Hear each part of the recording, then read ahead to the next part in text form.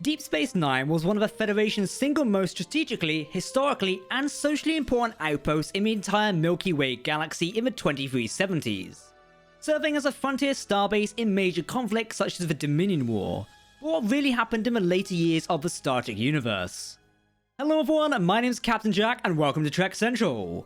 We all know and love Deep Space Nine from a series of the same name. The adventures of Commander, later Captain Benjamin Sisko, are well documented, especially during the Dominion War, which was a major conflict explored in the series.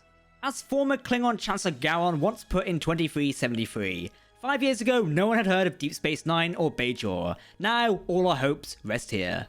Today we'll explore the fate of a once great station. Spoilers ahead for Star Trek Extended Canon books, you have been warned. Of course, if you want to keep up to date on all the latest Star Trek news, lore and more, make sure to hit that subscribe button to never miss a video from the team here at Trek Central. Okay, let's go. Let's quickly recap where we last left Deep Space Nine, of course. This means we're going back to the last episode of the series itself.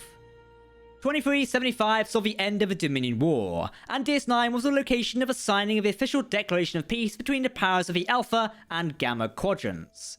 It was around this time that Benjamin Sisko disappeared while fighting off the power wraiths in the Bajoran Fire Caves. With the disappearance of the station's commanding officer, 2376 saw it under the command of Colonel Kira Nerys.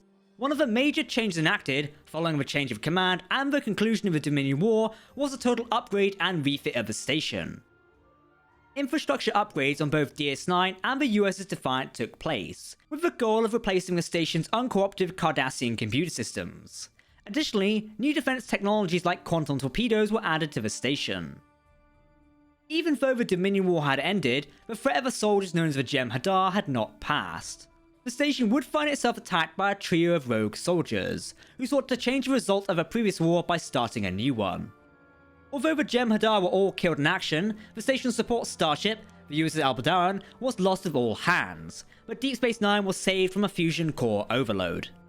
Now the station itself frequently suffered problems with its fusion power core. Newly appointed station chief engineer eventually designed a solution to the issue.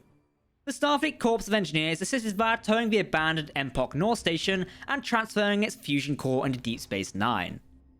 The station would see the assassination of Bajoran First Minister Shakar Edon, who was killed by a joint Trill named Jazzy Guard. This took place on board Deep Space Nine, as the First Minister was about to sign the papers that officially induct the Republic of Bajor into the United Federation of Planets. This situation was partially resolved thanks to the revelation that Shakar had been consumed by an alien parasite.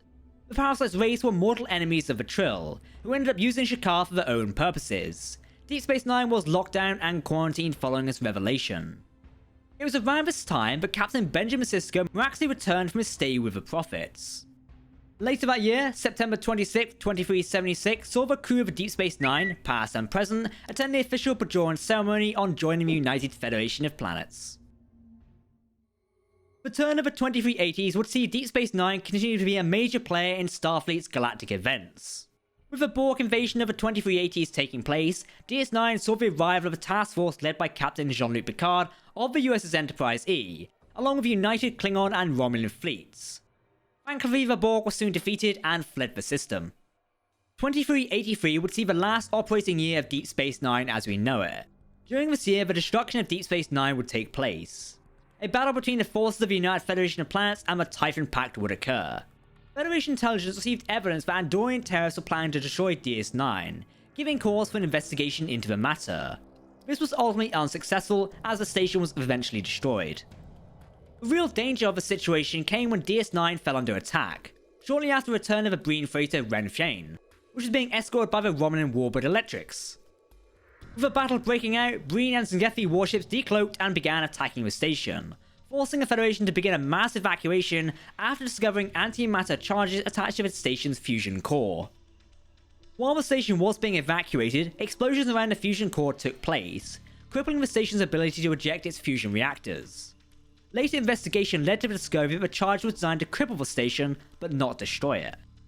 Long-standing runabout USS Rio Grande rescued the station's operations staff, seconds before Deep Space Nine was consumed in an explosion which destroyed the station, killing hundreds of Starfleet officers in the process. The destruction of DS9 was a victory in some senses for the Typhon Pact, though the loss of the station itself was likely not planned in the long run. The Federation was set back with the loss of a historic, strategic, and socially important station. Total casualties of the event almost came to 1,100. Although the station itself was consumed in an explosion, emergency bulkheads were sealed in the habitat ring, meaning survivors could survive.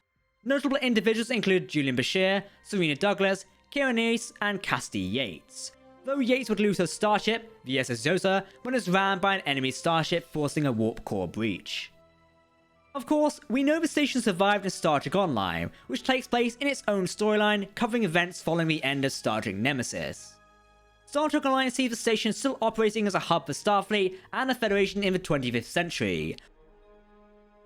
Even though the original station was destroyed, the Federation and Bajor recognized the need for a new starbase at the location of the Bajoran wormhole. By 2384, the Federation rerouted Construction Support Station 173 to lay the skeleton of a new Deep Space Nine. Mars O'Brien, once Chief of Operations of the original station, would oversee the work on the new station, assuming the position of Chief Engineer. While the project took its time, the station became partially operational in September 2384, and fully operational later that year. Many important galactic dignitaries attended the opening ceremony for the station.